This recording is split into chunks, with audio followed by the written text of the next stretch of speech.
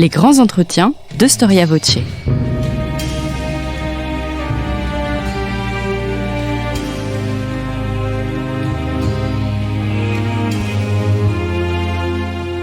On retrouve Mathilde Gay. Chères auditrices et chers auditeurs, bonjour et bienvenue sur Storia Voce. Comme vous le savez peut-être, nos podcasts sont gratuits et nous avons fait le choix de ne pas faire appel à la publicité pour les financer. Alors si vous souhaitez nous soutenir, n'hésitez pas à faire un don à notre association en cliquant sur le lien indiqué dans la description de ce podcast. En faisant un don, nous vous offrirons un abonnement au magazine Histoire et Civilisation. Merci d'avance. Gilles Havard, bonjour. Bonjour. Merci beaucoup d'avoir accepté notre invitation. Vous êtes historien, directeur de recherche au CNRS au sein du laboratoire Monde Américain.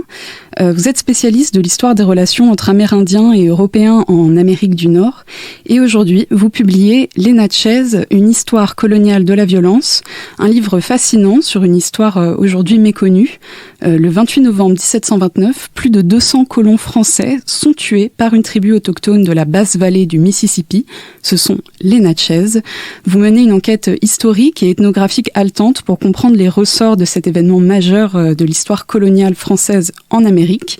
Connu en France grâce aux œuvres de Chateaubriand, l'événement est injustement qualifié de révolte natchez dans la postérité. En tout cas, c'est ce que vous cherchez à démontrer dans cet ouvrage. Alors pour commencer, faisons un point de vocabulaire sur ceux qu'on appelle parfois encore les Indiens, les Amérindiens, les natifs américains ou encore les peuples autochtones. Quelle terminologie est la plus appropriée pour qualifier les premiers peuples d'Amérique ? Alors, dans mes livres, je fais le choix d'utiliser de façon interchangeable indien, amérindien et autochtone. Je m'en explique dans une petite note terminologique au début du livre, parce que je sais que depuis quelques années, ces appellations posent problème dans certains contextes politiques ou nationaux. Et j'explique que selon qu'on s'exprime depuis la France, depuis le Canada ou depuis les États-Unis, les expressions sont diverses. Moi, je considère que le mot autochtone est pas assez précis quand on parle des autochtones américains, ou alors il faudrait préciser les autochtones américains, mais je l'utilise quand même. Donc en combinaison avec indien, même si le terme est rejeté beaucoup au Canada, mais dans mon livre, comme vous l'avez dit, c'est une enquête aussi ethnographique. Et donc j'ai pu rencontrer des Natchez, des Cherokees, des Creeks. Et alors au maximum, j'utilise les ethnonymes, donc les noms des groupes. Mais quand il faut parler des autochtones de façon générique, j'utilise indien. Et le meilleur terme, je pense, c'est le terme amérindien, parce qu'il est un petit peu moins polémique. Alors sachant donc que je disais, les Natchez que j'ai rencontrés, eux disent Indians ou Native Americans. Donc ça leur pose pas de problème. C'est surtout au Canada que ça pose des problèmes. Mais voilà, pour juste conclure, amérindien, c'est pour moi le terme parfait parce qu'on sait précisément de qui on parle. D'accord. Alors, pour étudier le massacre du 1729, vous êtes majoritairement appuyé sur des sources françaises. Comment vous êtes parvenu à dresser un tableau objectif des événements avec comme unique point de vue celui des colonisateurs ? Alors c'est tout le défi effectivement de cette histoire qui est asymétrique, parce que on ne dispose pas de sources venant directement des Natchez. En tout cas, les Natchez du XVIIIe siècle n'ont pas laissé d'écrit comme tous les Amérindiens, et donc on doit essayer de reconstituer à la fois les événements et les sociétés autochtones à partir des sources des colonisateurs. Qui sont produites donc pour ce qui est des Natchez à partir de la fin du XVIIe siècle et jusqu'au milieu du XVIIIe siècle. Donc ce que j'appelle dans le livre le corpus Natchez, et j'en donne un petit peu tous les détails. Ma technique repose sur l'utilisation combinée de l'histoire et de l'anthropologie, au sens où, alors, de deux façons. D'abord, en allant rencontrer les Amérindiens d'aujourd'hui, donc les Natchez, et en essayant d'utiliser leur tradition orale, même si, comme toute source écrite, toute source orale est également à contextualiser et critiquer. Et puis, en lisant également, parce que un peu dans le sillage, très modestement, de Lévi-Strauss, qui a fait des comparaisons en étudiant les mythes amérindiens de la Terre de Feu jusqu'à l'Alaska, j'essaye d'établir des parallèles avec d'autres sociétés amérindiennes, dans la mesure où le corpus Natchez, même s'il est assez imposant, on a beaucoup de sources, il reste quand même lacunaire en regard de plein d'autres civilisations. Donc je fais des parallèles avec les Iroquois, par exemple des Grands Lacs, avec les Aztèques ou avec les Incas, où on retrouve des dispositifs culturels similaires et qui m'aident à mieux comprendre ou à poser des questions spécifiques concernant le cas Natchez. Et puis la lecture également des anthropologues, moi je suis historien, m'aide également à décrypter ou à mieux décrypter, selon moi, les sources écrites du XVIIIe siècle. Alors, pour donner des éléments de contexte sur notre événement, où en est-on du processus de colonisation au début du XVIIIe siècle en Louisiane ? Alors, effectivement, l'événement dont on parle, c'est 1729.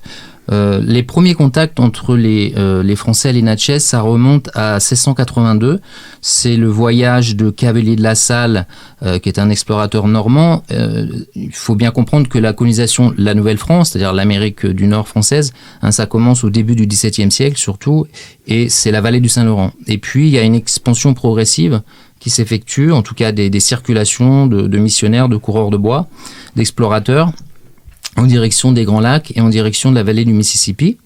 Et dans ce cadre, Cavelier de la Salle donc descend le Mississippi en 1682 jusqu'au delta du Mississippi.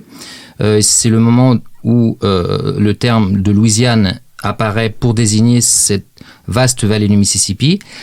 Mais là, on est encore dans l'ère des explorations, si l'on veut, pour ce qui est de la Louisiane, et il faut attendre 1699, donc 17 ans après, pour qu'il y ait véritablement un début de colonisation dans la région, avec la fondation de Biloxi en 1699, de l'Amobile, Mobile aujourd'hui aux États-Unis en 1702.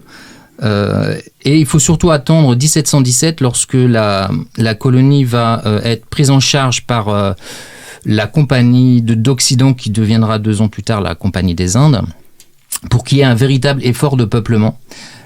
Et c'est dans ce contexte donc il y a à peu près 1000 militaires qui débarquent en Louisiane, des engagés également, c'est-à-dire des travailleurs sous contrat, plus de 2000, ce qu'on appelle des filles à la cassette, c'est-à-dire des filles dont on finance le voyage parce qu'on manquait de femmes dans la colonie, et également des gens qu'on déporte, des forçats, 1200 forçats et 150 filles qu'on appelle avec des guillemets de mauvaise vie, dont l'une qui s'appelle Marie Baron joue un rôle important dans mon livre. Donc, et ce moment colonisateur, si l'on veut, dure à peu près 5 années. C'est aussi à ce moment-là qu'on fait venir dans la colonie de force évidemment des esclaves africains, et c'est ce moment où à la fois le Mississippi devient l'épine dorsale de la colonisation avec la fondation de la Nouvelle-Orléans en 1718, et où la colonie devient un peu sur le modèle de ce qui se passe à Saint-Domingue, une économie de plantation esclavagiste avec la culture du tabac ou de l'indigo ou du riz. Voilà, et c'est aussi dans ce contexte que le poste des Natchez, en 1720 à peu près, est fondé par les Français à 300 km environ de la Nouvelle-Orléans, au nord de la Nouvelle-Orléans. Donc les Français s'installent dans ce qui est pour eux un nouveau monde, mais ce monde est pourtant bien connu puisqu'il est habité par divers peuples amérindiens. Qui sont-ils, ces peuples qui vivent en Louisiane au moment du massacre ? Alors ces peuples sont nombreux et aussi assez divers, en tout cas sur le plan linguistique. D'ailleurs, le Mississippi, qui veut dire dans la langue des Outaouais, qui sont un peuple des Grands Lacs, qui signifie la large rivière, dans le bas Mississippi, les autochtones parlent plutôt de Balbancha, qui signifie l'endroit où il y a une grande variété de locuteurs. Donc il y a une grande diversité linguistique, avec des isolats linguistiques. Le Natchez est une langue isolée, par exemple. Mais si l'on veut simplifier un petit peu, et si on reprend la catégorisation des colons français, il y a ce qu'on appelle les petites nations et les grandes nations. Les petites nations, c'est des petits groupes qui ont déjà été heurtés par les épidémies ou par des guerres, entre Amérindiens dans le contexte de la colonisation. Et par exemple les Chitimacha ou les Baiyagula ou les Mugulacha, qui sont des petits groupes qui vont souvent se réfugier entre guillemets autour des postes français, la Nouvelle-Orléans ou la Mobile. Et puis il y a des peuples qui restent extrêmement puissants à ce moment-là. C'est le cas des Natchez, c'est le cas aussi un peu plus à l'est des Chacta ou Choctaw, des Chicacha ou Chickasaw. Et puis si on va encore un petit peu plus à l'est, en direction des Appalaches, il y a deux grands groupes dont je parle beaucoup dans mon livre, qui sont les Creeks et les Cherokees. Alors, si on reprend la catégorisation là, des anthropologues américains du début du XXe siècle, qui ont divisé l'Amérique du Nord en aires culturelles, donc là, on est dans le sud-est, un southeast, comme disent les Américains, et ce sont des sociétés qui ont des caractéristiques particulières, comme par exemple l'importance du dualisme, c'est-à-dire les sociétés sont divisées souvent entre une moitié rouge associée à la guerre, une moitié blanche associée à la paix, des clans matrilinéaires, donc filiation par les femmes, des sociétés où les chefs peuvent avoir des pouvoirs assez importants, et souvent par héritage, et pas seulement par leur qualité personnelle. Et puis des sociétés qui dérivent pour certaines de ce qu'on appelle la civilisation du Mississippi, c'est-à-dire une civilisation qui a été identifiée et analysée par les archéologues, qui s'est développée du XIe au XVIe siècle après Jésus-Christ et qui se caractérise par des tertres, des plateformes spectaculaires, monumentales, sur lesquelles ont été bâtis des temples ou des maisons de chefs. Donc ce sont souvent également autres caractéristiques des sociétés hiérarchisées, et les Natchez sont un peu les héritiers de cette civilisation du Mississippi, dont le fleuron est aujourd'hui près de la ville de Saint-Louis, Missouri, la cité de Cahokia, qui se caractérisait par un peuplement important. Au XIIIe siècle, c'était à peu près 15 000 habitants, et par également des dizaines, même des centaines de tumuli, donc ces tertres dont je parlais juste avant. Alors vous en avez parlé, l'arrivée des Européens et des microbes qui les accompagnent a été dramatique pour les Amérindiens. Quel a été l'impact exactement sur les Natchez et combien sont-ils au moment qui nous intéresse, au moment du massacre ? Alors effectivement, la population des Amérindiens a extrêmement baissé à cause du choc microbien. Donc c'est pas un processus volontaire, mais l'Amérique étant un continent isolé, c'est vrai que les autochtones meurent parfois comme des mouches à cause de la variole, de la grippe ou autres maladies. Pour les Natchez, on peut estimer que vers 1700, c'est-à-dire au moment où débutent véritablement les contacts entre les Français et les Natchez, ils sont 4000. Sachant que d'après des indices et d'après les relations de missionnaires ou autres qu'on peut lire à cette époque, on peut estimer qu'un demi-siècle plus tôt, ils étaient autour de 30 000. Au moment du massacre de 1729, l'estimation c'est autour de 2500 à 3000 Natchez qui vivent dans une dizaine de villages, donc à 300 km au nord de la Nouvelle-Orléans, comme je le disais, et où donc un processus d'interaction et de voisinage est à l'œuvre entre eux et les Français. Alors pour comprendre les causes du massacre, vous vous appliquez à mettre au jour les représentations du monde qui structurent la société Natchez. Donc comment s'organise-t-elle cette société et son fonctionnement est-il singulier par rapport aux autres sociétés de la vallée du Mississippi ? Alors effectivement, cette société a souvent été vue comme un apax sociologique qui n'aurait pas d'équivalent en Amérique du Nord, qui évoquerait plutôt les sociétés hiérarchisées de la Mésoamérique, comme les Aztèques, les Mayas ou les Tarasques, et qui est en fait héritière, comme je le disais précédemment, de la civilisation du Mississippi. En fait, les colons français, vers 1700, étaient habitués aux sociétés amérindiennes du Canada, beaucoup plus égalitaires, avec des chefs sans pouvoir. En gros, un chef amérindien, c'est un chef qui ne joue pas au chef et qui gouverne par l'exemple.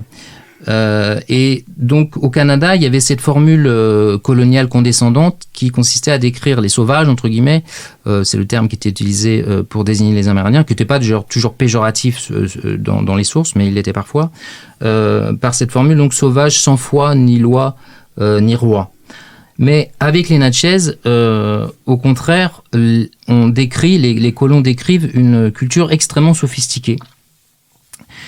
Et c'est d'ailleurs un peu le paradoxe du massacre, parce que c'est un peuple qui fait l'admiration des Français, qui croit retrouver en eux certains aspects de leur propre culture, et donc à certains égards, ils se sentent proches d'eux, alors qu'en réalité, c'est ce que j'essaie de montrer, on est dans une situation d'altérité maximale. Donc on peut évoquer trois aspects de cette société. D'abord la question du pouvoir. Le grand chef se nomme le Grand Soleil, le Grand Feu très grand, exactement, Wachil Likip, et il est considéré comme le frère cadet de l'astre solaire.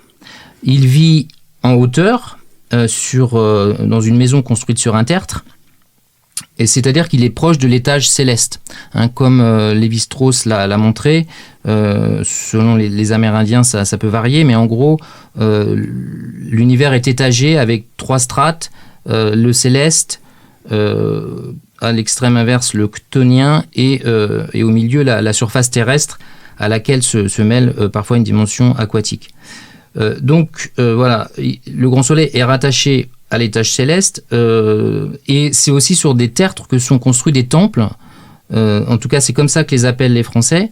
Ce sont plutôt des ossuaires où reposent les os d'une partie des membres de cette société qu'on appelle les soleils, et qui sont aussi des lieux où brûle un feu sacré et qui doit être entretenu à chaque instant, et qui est le symbole de la vie, de la végétation, de l'agriculture. Donc la question qu'on peut se poser, c'est il y a une tradition savante qui va de Montesquieu à l'ethnologue David Graeber, qui consiste à dire que l'autorité de ce chef est absolue, voire despotique. Il agirait à sa guise jusqu'à mettre à mort, selon ses caprices, les membres de son peuple.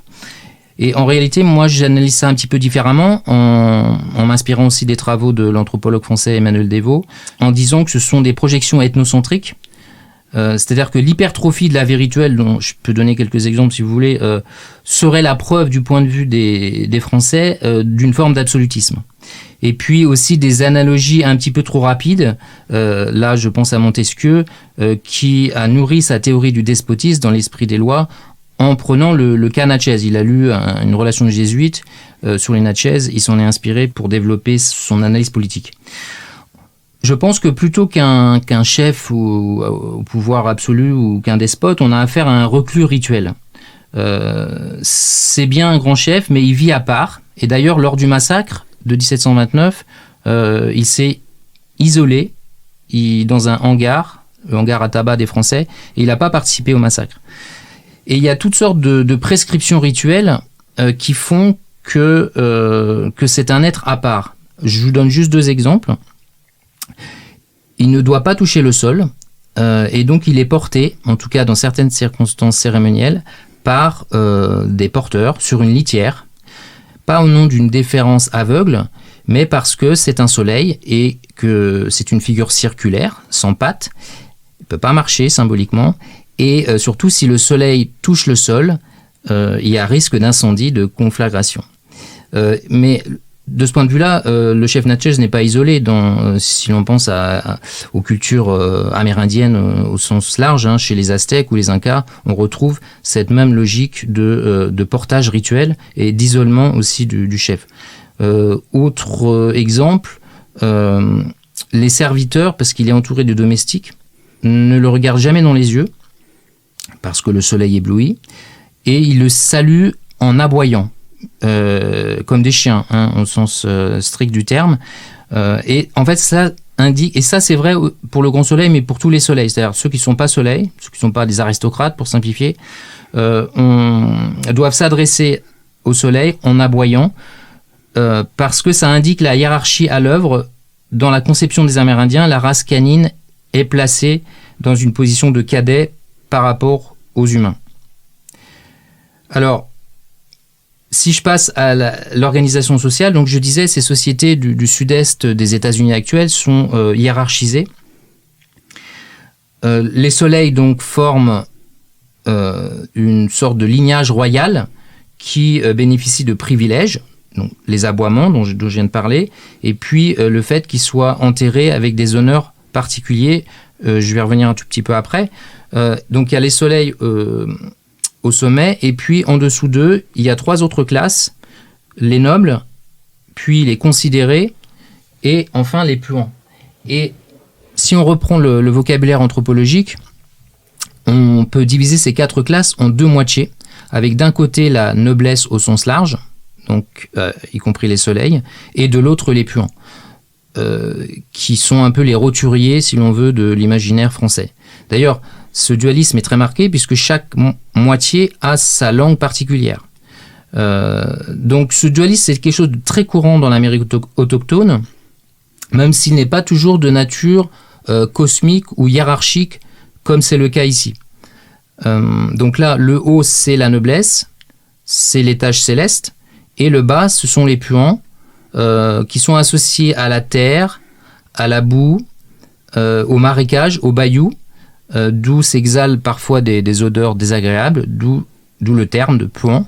Hein. Donc on est en Louisiane, hein, on se rappelle. Voilà. Et c'est important, j'insiste beaucoup sur cette question du dualisme parce que il constituait une réalité si prégnante dans l'univers mental des Amérindiens que je fais l'hypothèse dans mon livre qu'il a servi de grille de classement des Français qui sont venus en quelque sorte s'agréger à eux et qui étaient considérés par les Natchez comme une seconde moitié et de fait comme des parents en puissance qui deviennent potentiellement des Natchez. Et puis donc voilà, sur la société Natchez, donc il y a la question du chef, il y a la question de la hiérarchie, et puis ce qui est une singularité qui a beaucoup frappé les Français, il y a la question du rapport à la mort et ou plutôt des croyances eschatologiques.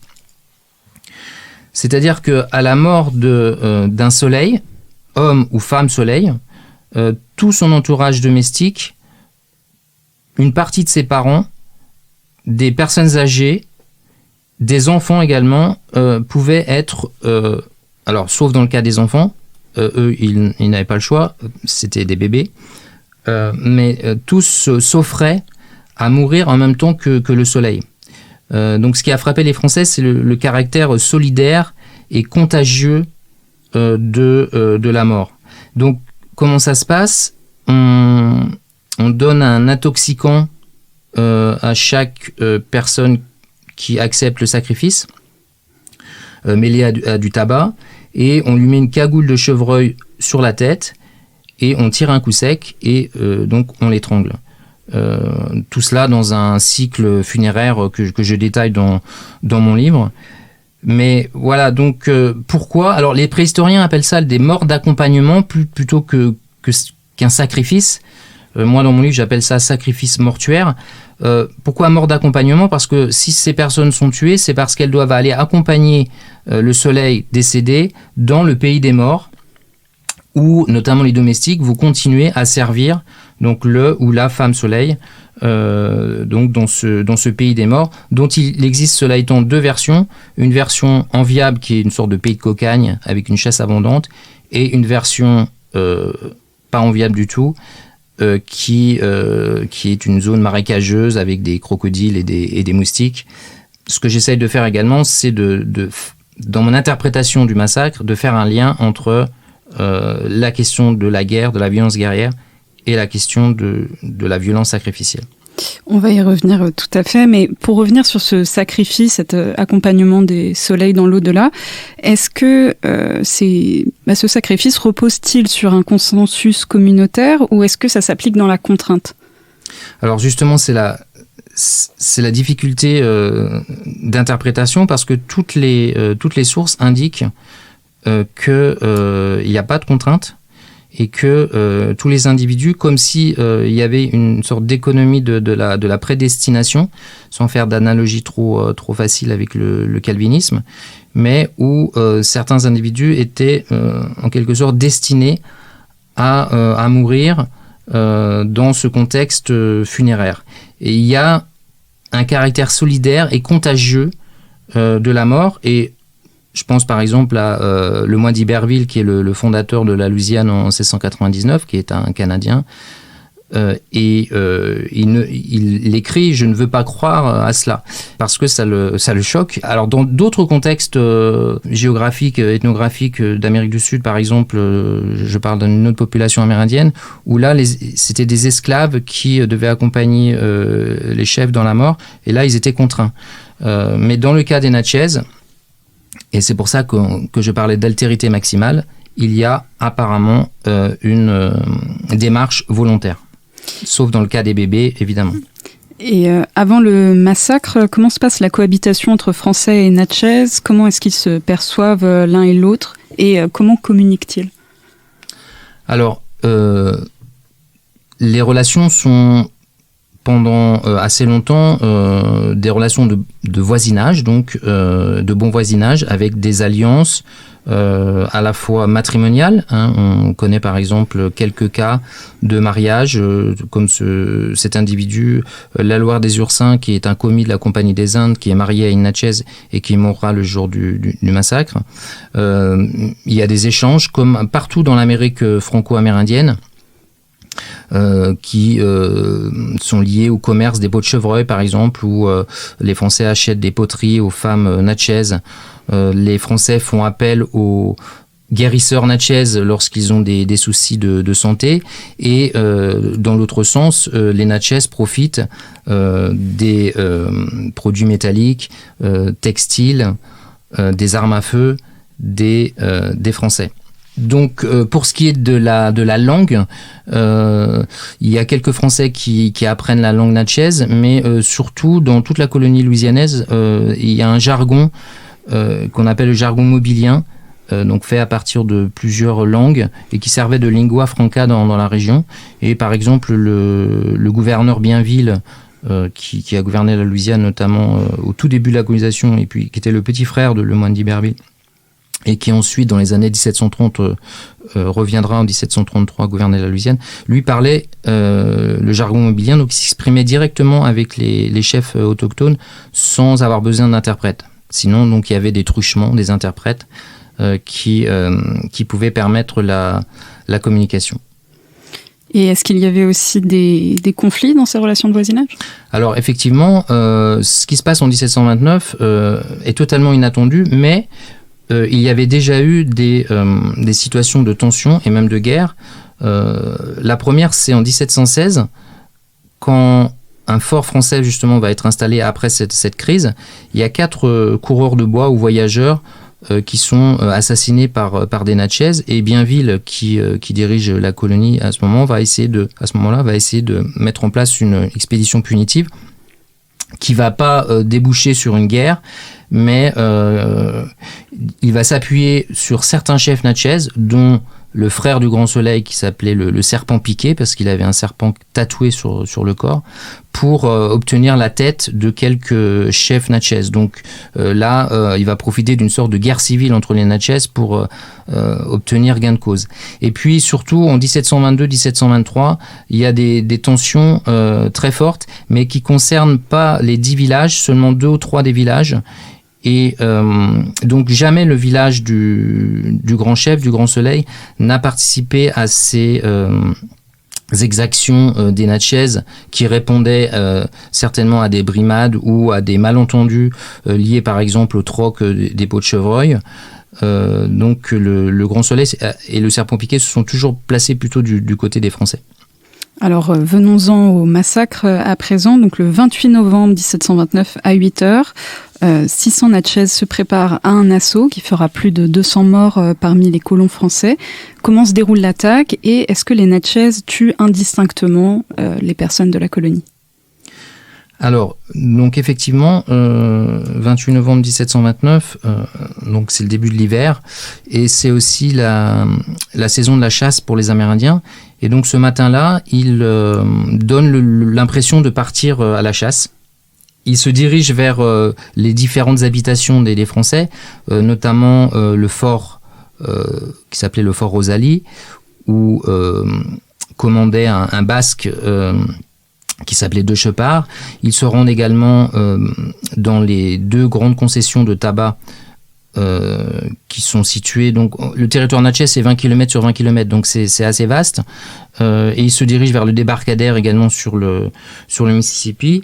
Et avec divers présents, des cadeaux. Ils ont du maïs, des volailles, de l'huile d'ours, des peaux de chevreuil qu'ils comptent troquer aux Français pour obtenir en échange de la poudre, des balles, des fusils.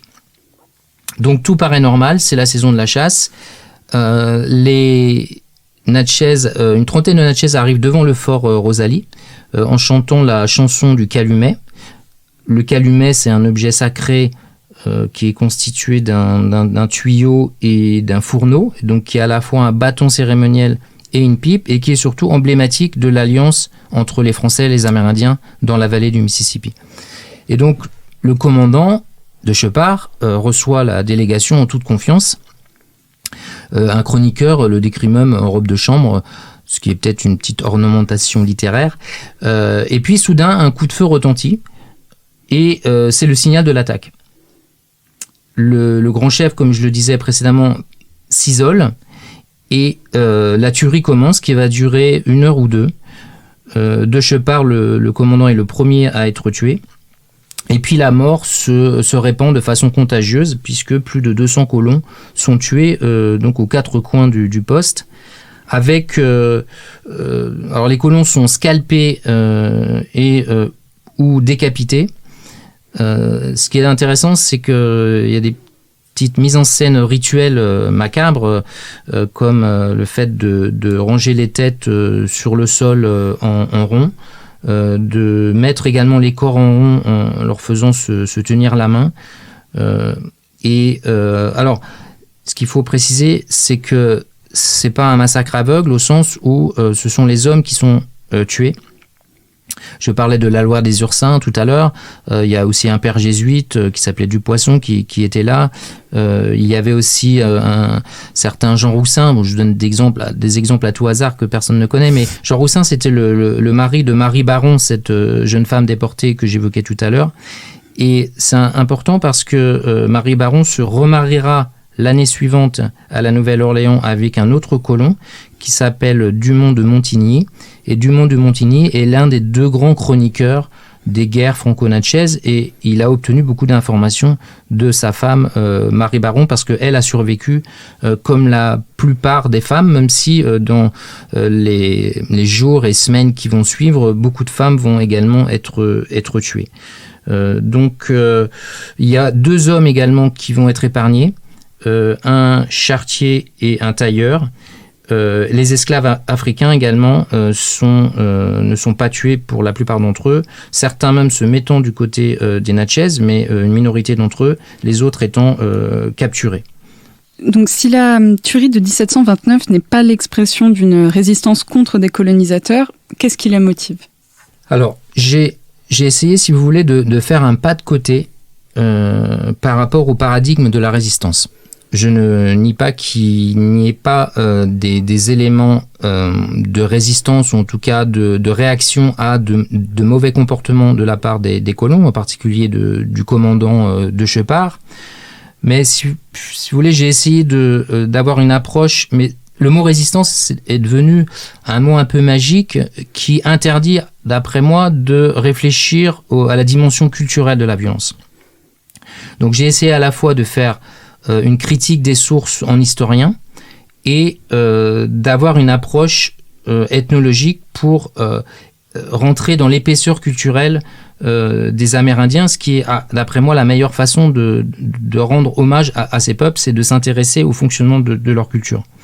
Donc en historien d'abord, parce que, si vous voulez, pour reconstituer les univers mentaux des Amérindiens, il faut, comme on l'évoquait précédemment, commencer par comprendre les chroniqueurs du XVIIIe siècle. Or, la tuerie de 1729 a donné lieu à des élaborations narratives, avec d'un côté, si on se place du point de vue de l'histoire politique, Le traumatisme est si vif en 1729 que les administrateurs français, le gouverneur qui s'appelle De Perrier à l'époque en Louisiane, qui a succédé à Bienville, on cherche des explications fortes. Donc, par exemple, Perrier va tout de suite imaginer que c'est une vaste conspiration de plusieurs nations amérindiennes, ce que d'autres historiens ont montré avant moi, comme Arnaud Balvet ou Gordon Serre, en fait, il n'y avait pas de vaste conspiration.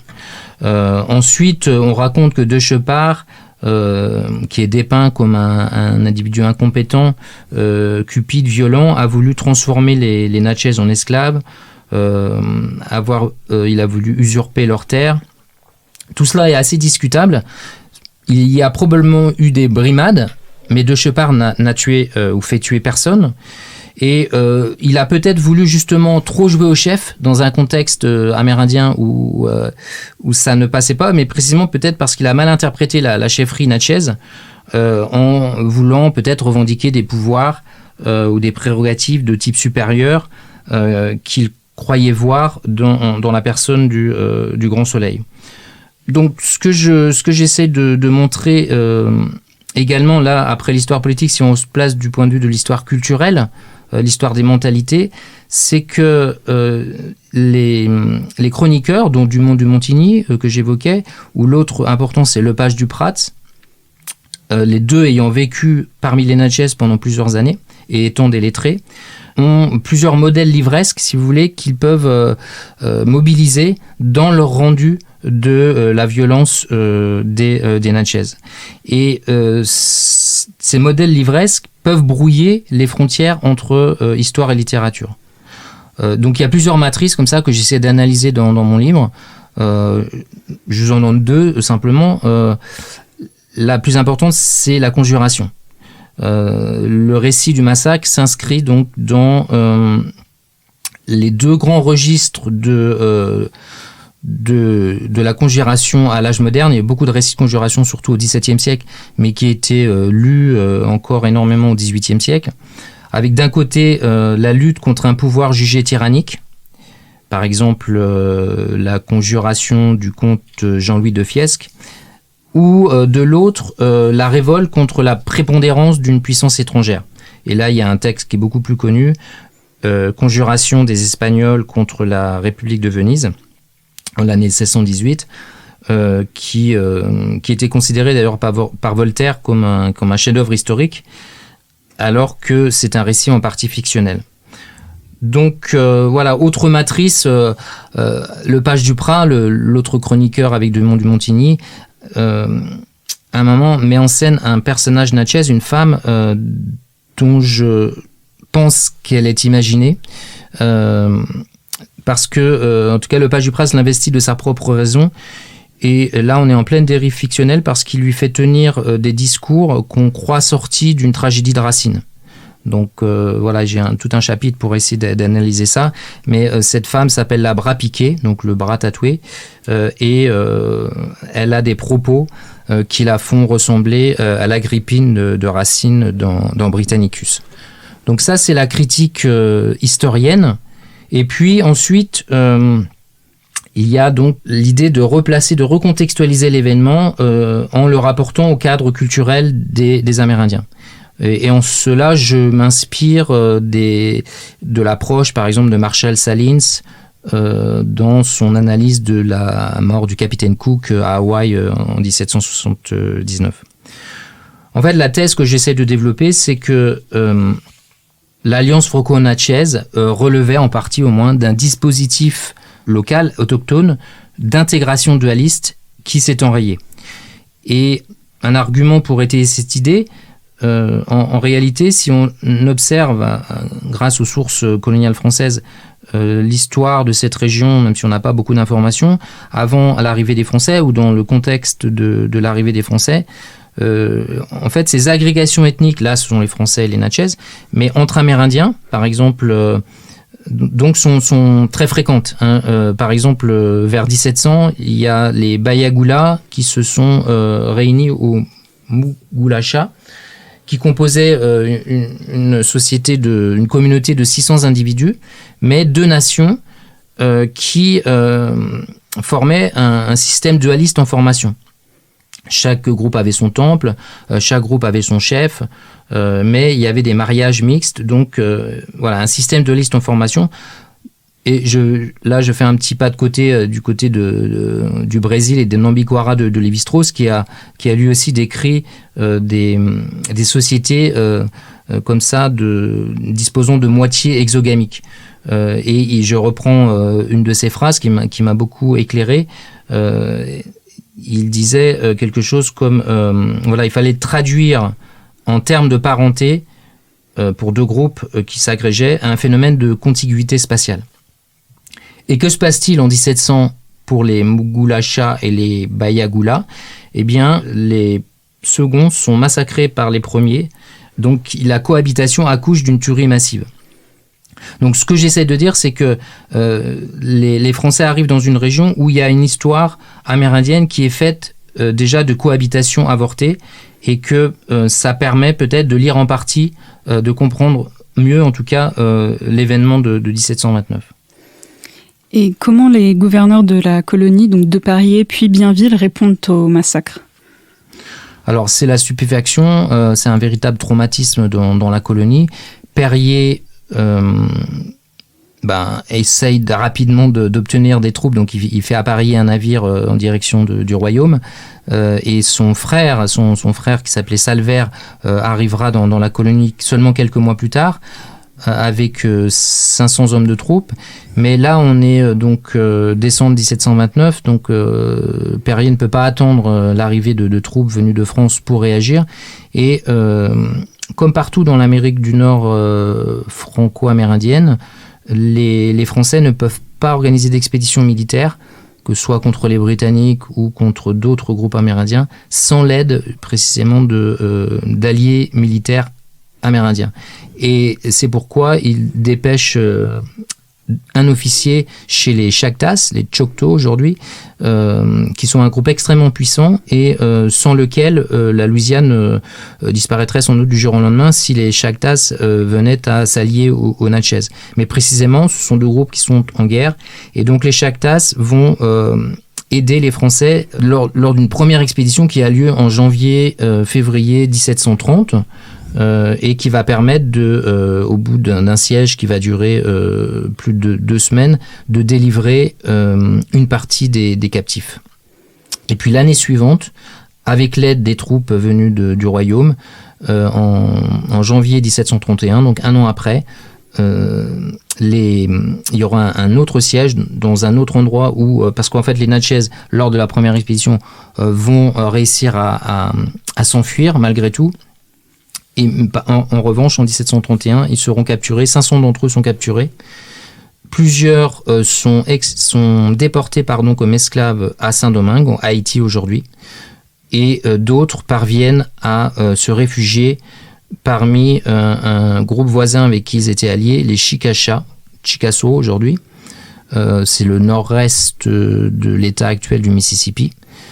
Et un peu plus tard, dans les années 1730 et 40, ils se réfugieront parmi les Creeks et les Cherokees, parce que le gouverneur Bienville, qui remplace Périer à partir de 1733, va mettre un point d'honneur à mener une guerre d'éradication pour obtenir les têtes des derniers Natchez, donc il mène une guerre à outrance, de quasi-extermination, qui conduira donc à la quasi-disparition du peuple Natchez, mais pas complète, puisque l'une des idées reçues, en plus de discuter donc l'idée de la révolte, je discute l'idée de la disparition supposée de ce peuple. Eh bien, justement, vous réfutez dans le livre l'usage du terme de génocide pour qualifier les exactions commises à l'encontre des peuples amérindiens. Pourquoi et que pensez-vous de l'utilisation du terme d'ethnocide ? Alors effectivement, je pense que c'est très difficile de parler d'utiliser le mot génocide pour qualifier la conquête de l'Amérique du Nord. Il y a des situations, si on regarde de près l'histoire de la Californie, par exemple, dans le contexte de la ruée vers l'or, donc autour de 1848-1850, où on peut parler de génocide, mais c'est pas un terme qui est adapté pour comprendre l'histoire de la colonisation. Il faudrait sans doute plus de temps pour en parler. Moi, c'est vrai que je suis plus adepte du terme ethnocide au sens où il y a eu, selon les périodes et quand les colonisateurs en ont eu les moyens, parce que disons qu'il y a une idée reçue également qui consiste à dire que dès que les colonisateurs posent le pied en Amérique du Nord, ça y est, les Indiens sont des victimes. Mais en réalité, jusqu'au milieu du 19e siècle, les 2/3 de l'Amérique du Nord étaient encore sous le contrôle des Amérindiens. Donc il faut essayer de faire l'histoire de ces peuples en tenant compte de la brutalité coloniale, mais aussi en tenant compte du fait qu'ils sont restés souverains pendant très longtemps et en position de force. C'est ce que montre d'ailleurs le massacre des Natchez. Les Natchez n'étaient pas du tout soumis aux Français en 1729. Et si vous voulez, la colonisation et la conquête, ça se fait très progressivement du XVIIe jusqu'à la fin du XIXe siècle. Mais il y a des moments, et particulièrement la deuxième moitié du XIXe siècle pour ce qui est des États-Unis, où on peut parler d'ethnocide au sens où on tente d'assimiler brutalement les Amérindiens en les empêchant de pratiquer leur culture. Et malgré ces exactions, il reste encore aujourd'hui des Natchez. Vous en avez rencontré un, Oudkey Fields, qui se revendique comme étant l'actuel Grand Soleil. Et avec lui, vous écrivez dans le livre que vous avez participé à l'élaboration d'une cérémonie de réconciliation avec la France qui était organisée pour mars dernier. Comment s'est déroulée la cérémonie ? Quel débouché peut-on espérer de cet événement ? Alors, c'est vrai que je me suis rendu en Oklahoma il y a 2 ans pour aller à la rencontre des Natchez. Donc j'avais d'abord pris contact avec ce chef, Oudkey Fields, qui vit dans l'est de l'Oklahoma. Il faut savoir que les Natchez aujourd'hui ne sont pas reconnus comme un groupe, une tribu par le gouvernement fédéral. Et depuis précisément le milieu du XVIIIe siècle, ils vivent parmi les Cherokees ou les Creeks. Ils ont longtemps réussi à maintenir leur langue jusqu'au début du XXe siècle. Ils ont aussi maintenu certains rituels, mais qui se sont mêlés en quelque sorte à ceux des Creeks et des Cherokees. Et par exemple, lorsque John Swanton, le grand anthropologue américain spécialiste du sud-est des États-Unis, au début du XXe siècle, s'est rendu en Oklahoma pour faire du terrain avec les Natchez, il ne restait que 5 locuteurs de la langue Natchez. Donc les Natchez donc aujourd'hui sont dirigés par ce chef Oudkey Fields qui essaye de faire en sorte que la nation Natchez Nation comme il le dit, soit reconnue par le gouvernement fédéral, mais il a beaucoup de difficultés à obtenir cette reconnaissance, d'autant plus que les Creeks et les Cherokees, parmi lesquels vivent les Natchez, en tout cas ceux qui se définissent encore comme tels et qui, je pense, se comptent par quelques centaines. Donc les Creeks et les Cherokees les gouvernements des Creeks et des Cherokees sont opposés à cette reconnaissance. Et c'est vrai que dans le dialogue que j'ai pu avoir avec ce chef, qui m'a permis de rencontrer d'autres Amérindiens, d'autres Natchez, l'idée a germé d'une cérémonie de réconciliation qui aurait lieu à Natchez, donc qui est aujourd'hui une petite ville de l'État du Mississippi, où a lieu tous les mois de mars un powwow, donc qui réunit pour des concours de danse, des jeux rituels, plusieurs tribus amérindiennes, dont les Natchez. Et j'ai pris contact avec l'ambassade de France aux États-Unis, et en particulier avec le consulat d'Atlanta, dont dépend l'État du Mississippi, pour que soit organisée cette cérémonie, en liaison également avec le maire de la ville de Natchez.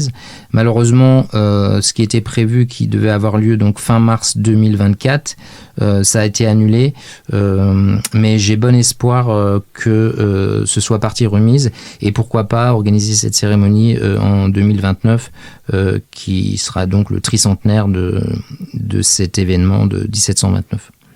Merci beaucoup Gilles Havard pour cette émission et d'avoir accepté de venir discuter de votre livre Les Natchez, une histoire coloniale de la violence, publié aux éditions Talendier. Chers auditeurs, merci à vous pour votre écoute et n'hésitez pas à nous soutenir en allant sur le site de Storia Voce dans la rubrique Soutenez-nous pour que nous puissions continuer à produire ce genre de programme qui donne la parole aux chercheurs et chercheuses. Merci et à très bientôt pour une nouvelle édition des Grands Entretiens.